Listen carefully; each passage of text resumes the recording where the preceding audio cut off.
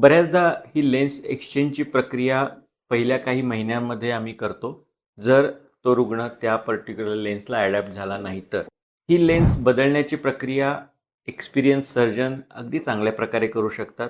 मी आत्तापर्यंत बऱ्याच लोकांना या लेन्सेस बदलून दिलेल्या आहेत आणि त्याच्यामुळे त्यांची दृष्टी आधीपेक्षा सुधारित झालेली आहे. काही वेळा आम्हाला ही लेन्स एक्सचेंज काही अशा कारणासाठी करावी लागते की जसा नंबर जास्त राहतो, कारण आपण जे मेजरमेंट्स घेतलेले असतात प्री ऑपरेटिव्ह त्याची ॲक्युरसी साधारणतः 97% पर्यंत असते, पण 3 ते 5% लोकांमुळे मध्ये हा नंबर जास्त राहण्याची शक्यता असते. अशा वेळी आम्ही काही वेळा लेन्स एक्सचेंज सुद्धा करतो, काही वेळा लेझरनं आम्ही हा नंबर घालवू शकतो किंवा काही वेळा जस्ट चष्मा वापरल्यानं सुद्धा आपलं काम होऊन जातं. तर अशा प्रकारे IOL एक्सचेंज करण्याची ज्या ज्यावेळी गरज लागेल त्यावेळी आम्ही ती करत असतो.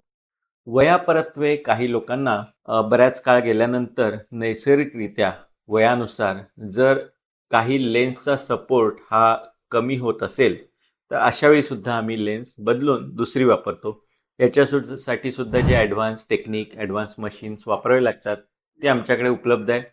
आणि आम्ही आता पाहतोय की ज्यांना बऱ्याच वर्षांपूर्वी ऑपरेशन झालेले आहेत अशात काही पर्सेंट रुग्णांना अशा प्रकारचे लेन्स आपल्याला बदलाई करावी लागू शकते.